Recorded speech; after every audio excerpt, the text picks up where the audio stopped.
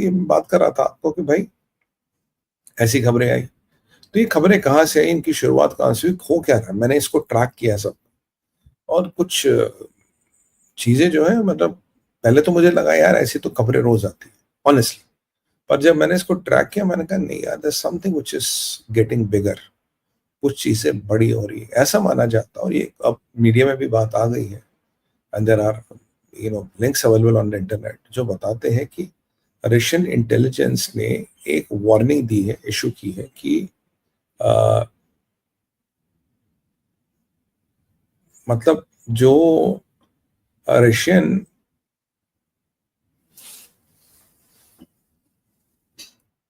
Intelligence कह रही है यूके नेटो के माध्यम से या यूके खुद एक स्ट्राइक करेगा रशियन शेडो फ्लीट पे।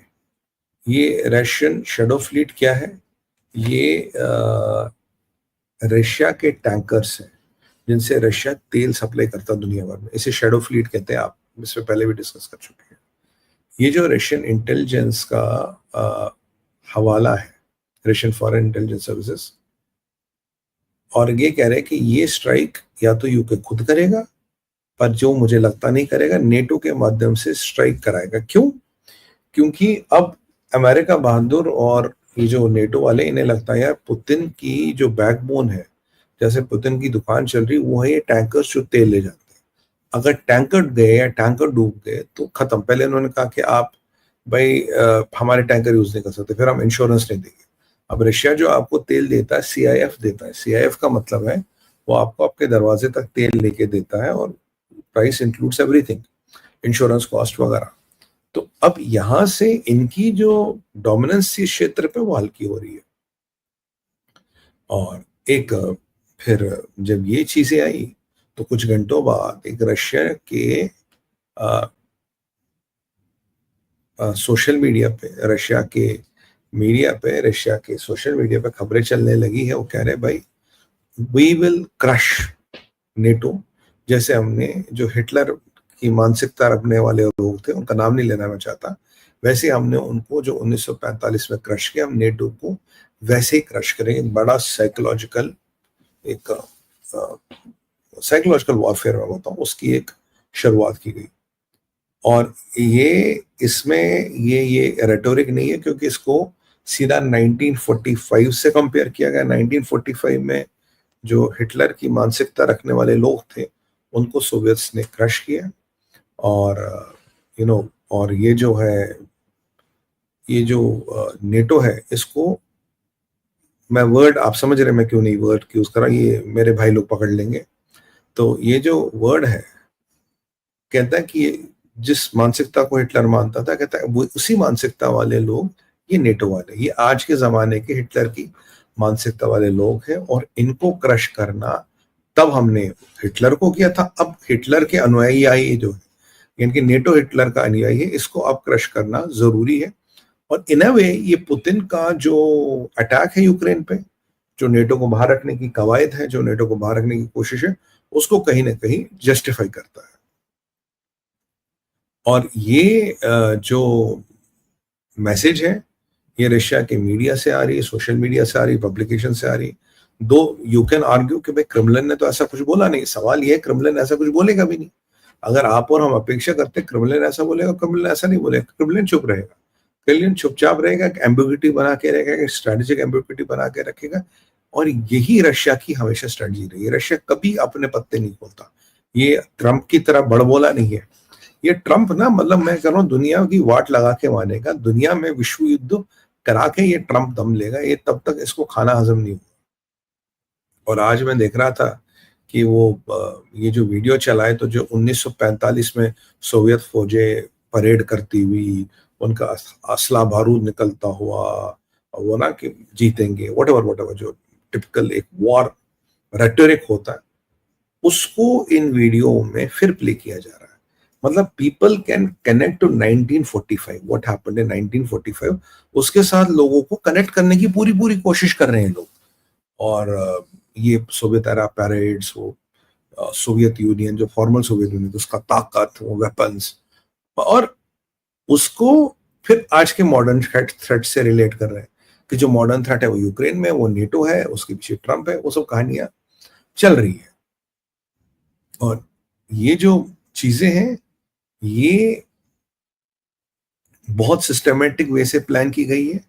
ये मुझे जो मैं इसका अध्ययन कर रहा हूं, मुझे नहीं लग रहा कि ये एक रैंडम पॉस्चरिंग है। अभी क्योंकि पोस्ट आता है, फिर वीडियो आते, फिर परेड आती, मतलब सब कुछ तैयारियां की गई है, राइट। और अगर आप देखें कि भाई क्या ये हवा है, अब सवाल ये कि क्या भाई साहब ये हवा है या कुछ, मतलब is there something, is there sub substance to it. अभी अगर हम देखें तो ये बिल्कुल ऑफिशियल खबर है। नेटो की ट्रूप मूवमेंट्स, रोटेशंस आप पोलैंड में देखिए, आप रोमानिया में देखिए, आप हंगरी में देखिए, और बाल्टिक में देखिए, खासकर बाल्टिक्स में नेटो की कुछ तो मूवमेंट्स बढ़ी है, कुछ deployments, redeployments, rotation of troops Baltic में बढ़ी है। और बाल्टिक और ब्लैक सी हमेशा आप देखिए रशिया के परिप्रेक्ष्य में वहां क्या हो रहा है। अच्छा, नेटो में आप जानते हैं भी स्वीडन गया है, तो जब स्वीडन गया है तो नेटो की विचारधारा ये थी कि भाई स्वीडन एक नेचुरल कंट्री है जिसको हमने नेटो में लाया है, मतलब ये कोई एक न्यूट्रल कंट्री है, ये एक ये कंट्री अपनी मर्जी से, because they want to be neutral and independent, ये नेटो में है कि इस कंट्री को डर लगता है पुतिन से, इस कंट्री को डर लगता है रशिया से।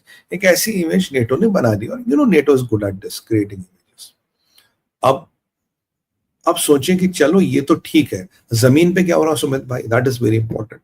अब जमीन पे जो चीजें हो रही है, जो कैलिनग्राड है रशिया का, वहां पे इनका मीडिया कहता है कि कुछ मिसाइलों का डिप्लॉयमेंट हुआ है, कुछ आर्सेनल का डिप्लॉयमेंट हुआ है, या तो ये शो ऑफ स्ट्रेंथ है, या it can be even for a defensive posture, because कैलिनग्राड is very important from a Russian defence perspective.